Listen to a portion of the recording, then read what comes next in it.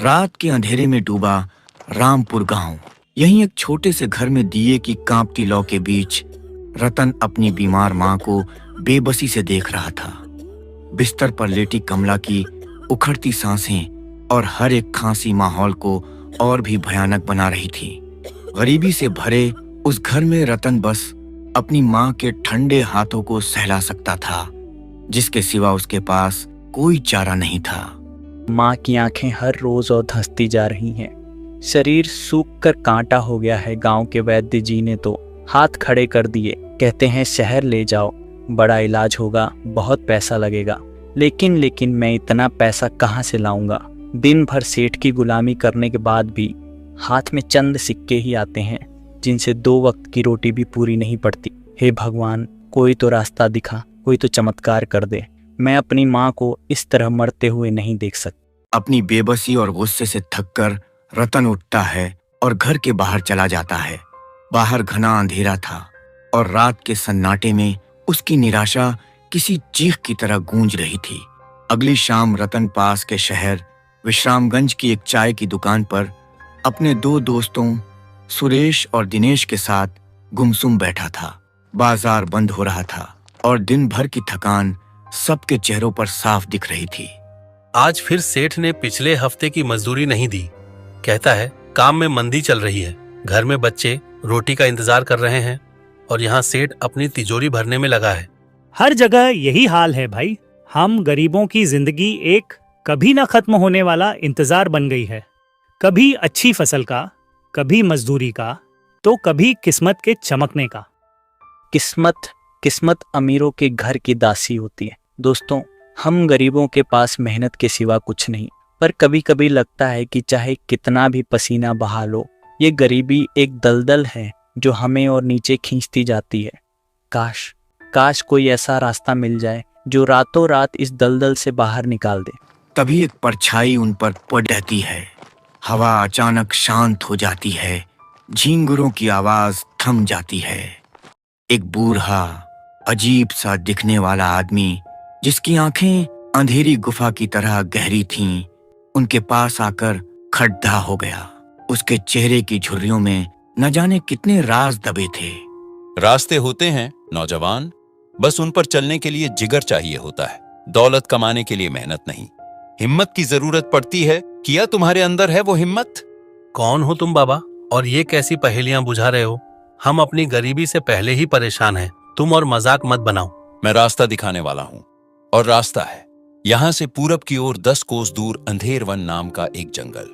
लोग उसे शापित कहते हैं क्योंकि वो कमजोर दिल वालों के लिए मौत का पैगाम है, लेकिन हिम्मत वालों के लिए कुबेर का खजाना है। उस जंगल के बीचों बीच 1000 साल पुराना बरगद का पेड़ है, जिसकी जड़ें पाताल तक जाती है। उस पेड़ की एक डाल से एक इंसानी खोपडद्दी का खप्पर लटका हुआ मिलेगा। वो खप्पर तुम्हें अनगिनत दौलत दे सकता है, लेकिन हर चीज की एक कीमत होती है, और उस खजाने की कीमत है खून। उस आदमी की बातें सुनकर तीनों के रोंगटे खड़े हो जाते हैं। माहौल में एक अजीब सा डर घुल जाता है। तुम्हें उस खप्पर को अपने ताजे खून से लबालब भरना होगा। जैसे ही खप्पर भरेगा, पास रखा काला पत्थर जाग उठेगा और एक खूंखार यक्षराज में बदल जाएगा। वो दैत्य तुम्हारा खून पिएगा और पास रखी खाली टोकरी सोने के सिक्कों से भरने लगेगी। लेकिन मेरी एक बात अपनी आत्मा में बसा लेना, खप्पर के खाली होने से पहले तुम्हें उसे दोबारा अपने खून से भरना होगा। अगर यक्षराज की प्यास अधूरी रह गई तो वो तुम्हें ही उस खप्पर में खींच लेगा और तुम्हारी आत्मा हमेशा हमेशा के लिए वहीं कैद हो जाएगी। लगता है बाबा ने आज कुछ ज्यादा ही पी ली है।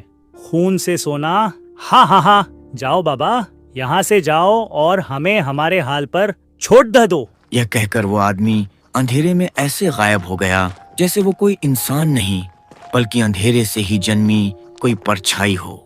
सुरेश और दिनेश ने इसे एक पागल का मजाक समझकर भुला दिया, पर रतन के दिमाग में उस बूढ़े की हर एक बात घर कर गई थी। अगली आधी रात चांद बादलों में छिपा था और अंधेरा इतना घना था कि हाथ को हाथ नहीं सूझ रहा था। रतन हाथ में एक जंग लगा चाकू और एक लालटेन लेकर उस भयानक जंगल में आगे बढ़ रहा था। यहाँ के पेड़ मुद्दे तुद्दे थे, जैसे किसी दर्द में तड़प रहे हों। हवा की सरसराहट में ऐसा लगता था जैसे कोई फुसफुसा रहा हो, लौट जाओ, ये मैं किस जहन्नुम में आ गया। यहाँ की हवा में भी मौत की गंध है। मुझे लौट जाना चाहिए। लेकिन माँ का चेहरा, वैद्य जी की बातें, नहीं, आज या तो मैं इस गरीबी को हराकर निकलूंगा या ये जंगल मुझे निगल जाएगा।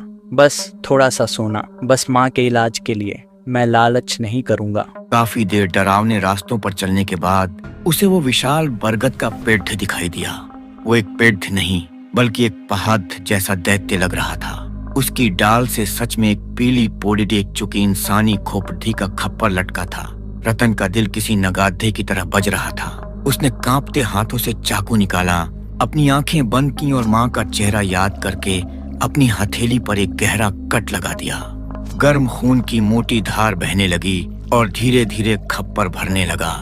हर एक बूंद के साथ जंगल का सन्नाटा और भी गहरा होता जा रहा था। जैसे ही खप्पर खून से लबालब भरा, वो काला पत्थर हिलने लगा। उसमें से लाल रोशनी की दरारें निकलीं और देखते ही देखते वो एक विशाल डरावने यक्षराज में बदल गया। उसकी आंखें दहकते हुए अंगारों की तरह थीं और उसके लंबे नाखून किसी तलवार की तरह चमक रहे थे। यक्षराज खप्पर पर झुका और घूंट घूंट कर खून पीने लगा। उसी पल पास रखी टोकरी में सोने के सिक्के बरसने लगे। रतन का डर सोने की चमक के आगे फीका पड़ गया। उसकी आंखों में एक अजीब सी चमक, एक लालच की चमक पैदा हुई। वो पागलों की तरह सिक्कों को एक थैले में भरने लगा। कुछ ही देर में टोकरी में सिक्के आना बंद हो गए। रतन ने देखा कि खप्पर में खून लगभग खत्म हो चुका था। यक्षराज ने अपना सिर उठाया और भूखी नजरों से उसे घूरने लगा। उस बूढ़े आदमी की चेतावनी रतन के कानों में गूंजी। बस बहुत है। इतना सोना माँ के इलाज के लिए काफी है। मुझे अब और नहीं चाहिए। मैं जा रहा हूँ। लेकिन जैसे ही वो मुद्दा, उसके थैले में भरे सोने के सिक्के चांद की हल्की रोशनी में चमक उठे। उसे अपना टूटा हुआ घर, अपनी माँ की बीमारी और लोगों के ताने याद आए। बस इतना सा सोना, इससे इलाज तो हो जाएगा, पर गरीबी तो वहीं रहेगी। ये मौका जिंदगी में दोबारा नहीं मिलेगा। बस एक बार और, बस एक आखिरी बार। इतने सोने से मैं शहर में एक महल जैसा घर बनाऊंगा। फिर किसी सेठ की गुलामी नहीं करनी पड़ेगी। लालच एक जहर की तरह उसकी नसों में फैल चुका था। उसने फिर से अपने दूसरे हाथ पर एक गहरा कट लगाया और खप्पर को भर दिया। टोकरी में पहले से भी ज्यादा तेजी से सिक्के बरसने लगे। जंगल में अब यक्षराज के साथ साथ रतन की भी एक पागलपन भरी हंसी गूंजने लगी। खप्पर एक बार फिर खाली होने वाला था, पर रतन का मन अब भी नहीं भरा था। वो और सोना चाहता था, लेकिन अब उसके दोनों हाथों से खून बहुत धीरे धीरे निकल रहा था। उसे चक्कर आ रहे थे और आंखों के आगे अंधेरा छा रहा था। यक्षराज की प्यास अधूरी थी और वो बेचैनी में गुर्रा रहा था। खून बहुत धीरे निकल रहा है। अगर खप्पर नहीं भरा तो ये मुझे मार डालेगा। नहीं, मैं इतनी दौलत छोड़कर नहीं मर सकता। डर और लालच के नशे में रतन ने वो फैसला किया जो उसकी तबाही लिखने वाला था। उसने चाकू उठाया और अपनी कलाई की नस काट दी। खून का फव्वारा छूटा और खप्पर कुछ ही पलों में भर गया। अपनी बची खुची ताकत समेटकर रतन ने टोकरी के सारे सिक्के उठाए और वहां से भागने लगा। मैं अमीर हो गया। अब मुझे कोई गरीब नहीं कहेगा। मेरी माँ। लेकिन वो कुछ ही कदम चल पाया था कि खून ज्यादा बह जाने की वजह से वो जमीन पर गिर पड़ी था। उसके हाथ से थैला छूट गया और सारे सिक्के जमीन पर बिखर गए। पर ये क्या! जैसे ही सिक्के जमीन से टकराए, वो मिट्टी और पत्थर में बदल गए और देखते ही देखते रतन का शरीर भी अक्कड़ दिद्दाने लगा। उसकी त्वचा सख्त होकर पत्थर बनने लगी और उसकी आखिरी चीख उसके गले में ही जम गई।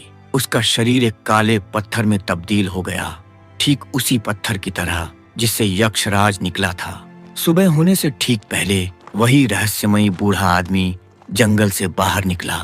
वो उस नए बने पत्थर के पास रुका और उसे देखकर दुष्टता से मुस्कुराया। एक और लालची आत्मा, एक और शिकार। तुम्हारी मजबूरी तुम्हें यहाँ लाई थी, पर तुम्हारी लालच ने तुम्हें हमेशा के लिए इस जंगल का हिस्सा बना दिया। अब तुम भी इंतजार करो किसी और मजबूर और लालची इंसान का, जो इस खप्पर की कभी न बुझने वाली प्यास को बुझाने आएगा। यह चक्र चलता रहेगा हमेशा हमेशा के लिए। यह कहकर वो आदमी अपनी राह पर आगे बढ़ा गया, किसी और गांव की ओर, किसी और रतन जैसे इंसान की तलाश में।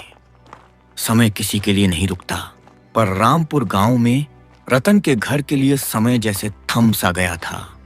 रतन को गायब हुए कई दिन बीत चुके थे। गांव में तरह तरह की बातें होने लगी थीं। कोई कहता वो शहर भाग गया, तो कोई कहता उसे कोई जंगली जानवर उठा ले गया। लेकिन सच्चाई की परछाई तक किसी के पास नहीं थी। उधर रतन के घर में कमला की सांसों की डोर हर पल कमजोर पोडीडी रहती जा रही थी। उसकी पथराई आंखें दरवाजे पर टिकी रहती थीं, अपने बेटे के इंतजार में। गांव के चौराहे पर वही उदासी छाई हुई थी। रतन के दोस्त सुरेश और दिनेश एक गहरे अपराध बोध और चिंता में डूबे हुए थे। उस रात चाय की दुकान पर हुई अजीब मुलाकात और उस बूढ़े आदमी की बातें उनके कानों में जहर की तरह घुल चुकी थीं। सुरेश, मुझे बहुत डर लग रहा है। रतन को गए हुए हफ्ता हो गया। कहीं उसने उस पागल बुढ़े की बातों को सच तो नहीं मान लिया? कहीं वो सच में उस अंधेर वन की तरफ तो नहीं चला गया? चुप कर दिनेश, ऐसा मत बोल। हम सब जानते थे कि वो अपनी माँ के लिए कितना परेशान था। उस शैतान बुढ़े ने उसकी मजबूरी का फायदा उठाने की कोशिश की। हमने उसे रोका क्यों नहीं? हमने उसकी बातों को मजाक में क्यों उड़ा दिया? अगर रतन को कुछ हो गया तो हम खुद को कभी माफ नहीं कर पाएंगे। तभी गांव की सबसे बुजुर्ग औरत, जिसे सब बुढ़िया माँ कहते थे, अपनी लाठी टेकती हुई उनके पास आकर रुक गई। उसकी झुर्रियों वाली आंखों में बरसों का तजुर्बा और कोई अनजाना सा राज छिपा था। जिस आग से खेलने से तुम उसे रोक न सके, अब उसका धुआं पूरे गांव को अपनी चपेट में लेगा। अंधेर वन किसी को नहीं छोड़ता, वो सिर्फ लेता है जिंदगियां, आत्माएं। माँ, आप क्या कह रही हैं? आप उस जंगल के बारे में जानती हैं? मैं वो सब जानती हूँ जो तुम्हें जानना चाहिए। वो जंगल एक श्राप है जिसे एक दैत्य की लालच सींचती है। वो दैत्य खून का नहीं, लालच का प्यासा है। जो भी वहां दौलत की चाह में जाता है, वो अपनी आत्मा वहीं छोड़ आता है और उस श्राप का हिस्सा बन जाता है। तो क्या रतन? अगर अपने दोस्त को बचाना चाहते हो, अगर इस गांव को बचाना चाहते हो, तो उस जंगल में जाओ।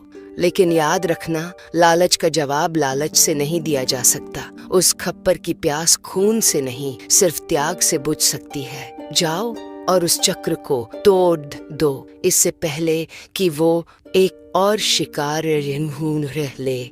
बुढ़िया माँ की बातें एक पहेली की तरह थीं, लेकिन सुरेश की आंखों में एक फैसला चमक उठा था। वो अब और इंतजार नहीं कर सकता था। उसी रात सुरेश हाथ में एक मशाल और दिल में हिम्मत लिए अंधेर वन के मुहाने पर खड़ा था। दिनेश डर के मारे कांप रहा था, पर दोस्ती की खातिर वो उसे अकेला नहीं छोड़ सकता था। सुरेश, एक बार फिर सोच ले, ये पागलपन है। हम उस बला से कैसे लड़ देंगे? हमारे पास कुछ नहीं है। हमारे पास हिम्मत है दिनेश, और हमारे पास रतन की दोस्ती का कर्ज है। मैं उसे उस जहन्नुम में अकेला नहीं छोड़ सकता। आज या तो हम दोनों वापस आएंगे या कोई नहीं। दोनों दोस्त उस भयानक जंगल में दाखिल हो गए। जंगल आज पहले से भी ज्यादा डरावना लग रहा था। हवा में फुसफुसाहटें और भी साफ थीं, जैसे कोई कह रहा हो, स्वागत है नए शिकार। लंबे डरावने रास्ते के बाद वो उस विशाल बरगद के पेड़ के पास पहुंचे, और जो उन्होंने देखा उससे उनकी रूह कांप गई। पेड़ की डाल से वही इंसानी खोपड़ी का खप्पर लटका था, लेकिन नीचे एक नहीं बल्कि दो काले पत्थर पड़ी देते थे। एक पुराना और घिसा हुआ और दूसरा नया, जिसका आकार और कद बिल्कुल रतन जैसा था। रतन नहीं, ये नहीं हो सकता। उस शैतान ने मेरे दोस्त को पत्थर बना दिया। अंधेरे से वही बूढ़ा आदमी बाहर निकला। उसकी आंखें आज और भी ज्यादा लाल और खूंखार लग रही थीं। आ गए तुम दोनों अपने लालची दोस्त की आत्मा को ढूंढने। वो तो अब इस जंगल का हिस्सा बन चुका है, लेकिन तुम दोनों के पास अभी भी मौका है उससे ज्यादा अमीर बनने का, उससे ज्यादा ताकतवर बनने का। बस कट और सोने का ढेर तुम्हारा होगा। अपनी गरीबी को हमेशा के लिए मिटा दो। उसने अपनी उंगली से खप्पर की ओर इशारा किया। दिनेश डर के मारे पीछे हट गया, लेकिन सुरेश अपनी जगह पर खड़ा रहा। बुढ़िया माँ की बातें उसके दिमाग में गूंज रही थीं। खप्पर की प्यास खून से नहीं, सिर्फ त्याग से बुझ सकती है। त्याग? कैसा त्याग? मेरे पास देने के लिए है ही क्या? मेरी जान? नहीं, बुढ़िया माँ ने कहा था, लालच का जवाब लालच नहीं हो सकता। दौलत के बदले जान देना भी तो एक सौदा है, एक लालच है अच्छी जिंदगी का। तो फिर क्या? सुरेश ने अपनी जेब में हाथ डाला। उसमें दिन भर की मेहनत से कमाए हुए बस 2-4 सिक्के थे। वही सिक्के जिनके लिए वो और रतन दिन रात खटते थे, वही सिक्के जो उनकी गरीबी का सबसे बड़ा सबूत थे। क्या सोच रहे हो नौजवान? वक्त बीता जा रहा है, दिखाओ अपनी हिम्मत। सुरेश ने एक गहरा सांस लिया। उसने चाकू नहीं बल्कि अपनी जेब से वो सिक्के निकाले। उसने उन सिक्कों को देखा, अपनी गरीबी को देखा, अपनी सारी मजबूरियों को देखा, और फिर उसने वो सिक्के उस खप्पर में डाल दिए। ये तूने क्या किया? मूर्ख, मैंने खून मांगा था, तेरी भीख नहीं। जैसे ही सिक्के खप्पर से टकराए, उसमें से खून की जगह एक तेज सफेद रोशनी निकली। खप्पर जोर जोर से कांपने लगा। वो दोनों काले पत्थर चटकने लगे और यक्षराज की एक भयानक चीख पूरे जंगल में गूंज उठी। वो चीख दर्द की थी, प्यास की नहीं, बल्कि श्राप के टूटने के दर्द की। नहीं, ये नहीं हो सकता। मेरा श्राप, मेरा चक्र, तूने इसे कैसे तोड़ा? उस बूढ़े आदमी का शरीर धुएं की तरह फटने लगा। उसका इंसानी चोला पिघल रहा था और उसके पीछे एक भयानक काली परछाई वाला दैत्य नजर आ रहा था।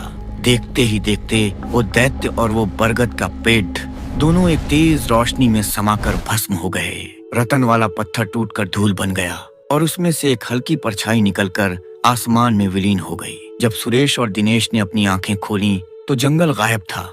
वो एक खुली हरी भरी जमीन पर खड्डे थे। सूरज निकल रहा था और उसकी पहली किरण उम्मीद का पैगाम ला रही थी। वो अमीर नहीं बने थे, उन्हें सोना नहीं मिला था, लेकिन उन्होंने अपनी आत्मा और अपने दोस्त की आत्मा को बचा लिया था। रतन अब आजाद है। हाँ, और ये गांव भी अब उस श्राप से आजाद है। दोनों दोस्त चुपचाप अपने गांव की ओर चल पड़े। उनके हाथ खाली थे, लेकिन उनके दिल आज सुकून से भरे थे। उन्होंने सीखा था कि सबसे बड़ी दौलत सोना चांदी नहीं, बल्कि संतोष और निस्वार्थ त्याग में है। रामपुर गांव की गरीबी शायद एक दिन में खत्म न हो, लेकिन उस दिन उस गांव से लालच का सबसे बड़ा अंधेरा हमेशा हमेशा के लिए मिट चुका था।